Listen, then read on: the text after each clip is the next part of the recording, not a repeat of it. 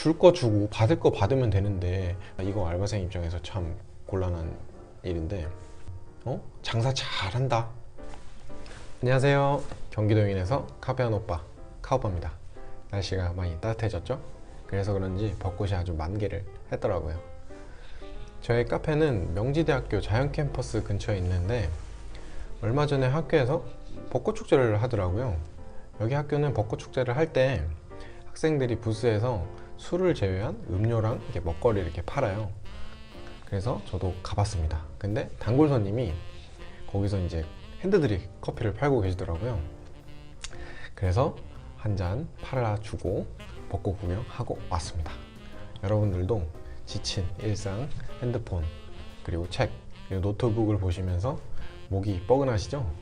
그럴 때 벚꽃 구경 한번 하시고 사진 찍으면서 목 스트레칭도 하시고 스트레스도 꼭 푸시기 바랍니다. 자, 오늘의 주제는 알바생님, 사장한테 이거 3가지만 지켜줘야입니다. 모든 알바생들이 지켜줘야 되지만 저는 카페를 하고 있으니까 카페에 대한 관점으로 얘기를 해드릴게요. 첫 번째, 출근 시간은 꼭 지켜줘야입니다. 출근 시간 지켜주는 거는 가장 기본인데 가장 어렵죠? 제가 카페에서 알바를 할 때 집 앞에서 한 적이 있어요. 걸어서 한 50초 이랬는데 평일이었거든요. 근데 주말에 갑자기 사장님이 전화가 오는 거예요. 저는 잠결에 이렇게 받았죠. 그랬더니 갑자기 알바생이 늦잠을 자가지고 못 나온다는 거예요. 그래서 저보고 대신 좀 대타로 잠깐만 해달라고 하더라고요. 그때 사장님은 해외여행 중이었어요.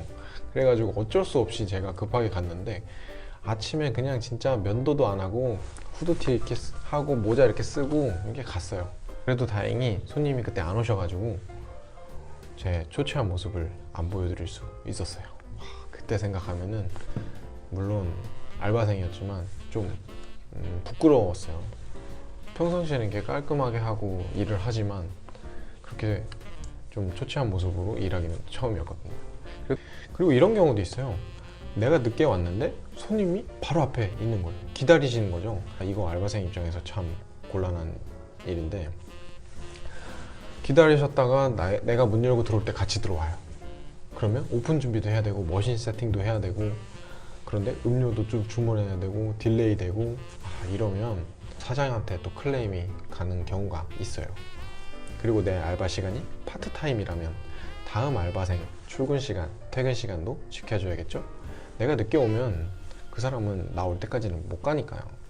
아시잖아요. 끝날 때는 정말 빨리 가고 싶은 거.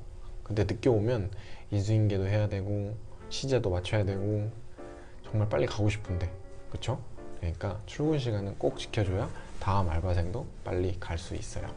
두 번째, 그만둘 때는 미리 좀 알려줘. 네이버 카페에 아프니까 사장이라는 카페가 있거든요. 여기에 카페 사장님뿐만 아니라 자영업 하시는 분들이 넋두리 하는 공간이 있어요. 여기 가서 내용을 보면 알바생들이 그만두기 하루 전, 이틀 전에 말을 했다. 이거 정말 고민이다. 그리고 뭐 연락을 안 된다. 뭐 갑자기 그만두는 경우가 있나 봐요. 이런 걸 보듯이 사장님들은 알바생이 그만두면은 또 새로 뽑아야 되니까 미리 알려줬으면 하는 마음이 있거든요. 그러니까 저가 알바를 할 때는 그만둘 때 어떻게 얘기해야 되지? 언제쯤 얘기해야 되지? 이런 게 되게 고민이었거든요. 그만두기도 좀 미안하고 뭐 이런 거 있잖아요. 근데 사장이 돼 보니까 그만두는 시점은 사장한테는 중요하지가 않아요. 대부분 그만둘 때는 미리 좀 알려줬으면 하는 마음이 더 큰 것 같아요. 그만두면 당연히 새로 뽑아야 되니까 부담이긴 해요. 그러나 좀 미리 알려주면 사장 마음은 조금 편할 것 같아요. 한 달? 한 달은 좀 그렇고 한 2주 정도만 해도 괜찮을 것 같거든요. 적어도 2주? 한 달은 알려줬으면 하는데 한 달 동안의 일이 뭐 잘 되겠어요? 세 번째, 시제 계산은 철저히. 시제 계산, 돈 계산 철저히 하라는 거죠. 제가 은행에서 청원경찰 아르바이트를 한 적이 있어요. 그 은행 가면 번호표 뽑아주고 이렇게 총 차고 있는 사람 있죠. 그런 알바를 한 적이 있는데 마감을 할 때 창구 직원이 시제가 자꾸 틀리는 거예요. 근데 그때 부지점장님이 그 행원한테 이런 말을 했어요. 야, 줄 거 주고 받을 거 받으면 되는데 왜 시제가 넌 자꾸 남니? 장사 잘한다. 뭐 이런 말을 하더라고요.